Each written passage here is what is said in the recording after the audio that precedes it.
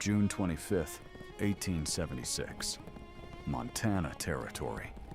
647 soldiers, riding into the largest ambush in American military history. They had no idea what was waiting for them in that valley. This is the story of the worst decision in U.S. military history. George Armstrong Custer, 36 years old, Civil War hero, the youngest brevet major general in U.S. Army history. A man so confident in his own genius, he stopped listening to anyone else. The 7th Cavalry had been chasing Lakota bands for weeks through Montana. His scouts had reported a large village. Custer thought they were wrong. He dismissed the intelligence reports. His mind was already made up. He divided his already outnumbered force into 3 battalions. Then he charged. 3 battalions, separated, each one now fighting alone. The scouts knew. They tried to warn him. He didn't listen. The largest gathering of Native American warriors ever assembled, between 1,500 and 2,500 fighters. Sitting Bull had organized this coalition with weeks of preparation. Every warrior knew their role. Crazy Horse was already positioning his warriors in the ravines. He had planned the encirclement perfectly. Hidden in every ravine, every gully, waiting, invisible. They were defending their homeland, their families, their way of life. Many warriors carried Winchester repeating rifles, superior to the cavalry's single-shot Springfield carbines. From above, the trap was obvious. From the ground, completely invisible. He saw what he wanted to see, not what was there. The 7th Cavalry charged, fast, loud, certain of victory. Warriors rose from everywhere, all at once, within minutes, cut off, surrounded, overwhelmed. Crazy Horse was a tactical genius. He cut the cavalry apart with the precision of a chess master. The battle lasted 45 minutes. For the cavalry, it was a massacre. 16 shots before reloading, against the cavalry's 7. Command broke down within minutes, every man fighting for himself. Major Reno's battalion collapsed, his men scattered across the river. Last stand hill. No cover, no escape, no reinforcements coming. 210 men, then 100, then fewer. Within 45 minutes, all were dead.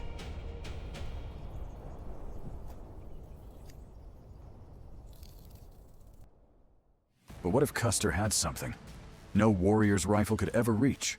What if 15,000 feet above that valley, an eye was watching? Everything. An eye that sees everything. Maps everything. Misses nothing. Silent. Invisible. Already watching. The MQ-1 Predator, 27 feet long, 49-foot wingspan, flies at 25,000 feet, completely silent, from the ground. Thermal cameras that can resolve a human figure from 3 miles above. 2 AGM-114 Hellfire missiles, each one capable of destroying a main battle tank. Within 90 seconds of arriving on station, every warrior position mapped. Crazy Horse's ambush, 400 warriors in that ravine, visible in perfect detail. Custer receives the feed. For the first time, he sees the truth. The arrogant smile. Gone. He doesn't charge. He waits. He thinks. He plans. High ground secured. Escape route sealed. The trap reversed. Hellfire 1. Away. Mach 1.3. A 20-pound shaped charge. Closing on the ambush position. They cannot see it. They cannot charge it. They cannot kill it. The most powerful weapon isn't the missile. It's the terror of an enemy you cannot see. The coalition fractures. The perfect encirclement breaks apart. Sitting Bull and Crazy Horse were geniuses. They would adapt, disperse, regroup. But by then, Custer holds the high ground. The information war is already won. 210 men alive who should be dead because of information. Not just a general. 210 men. Fathers. Brothers. Sons. The verdict? Yes. One drone. One battle. Changed. One Predator drone would have almost certainly saved Custer at Little Bighorn. Not through firepower.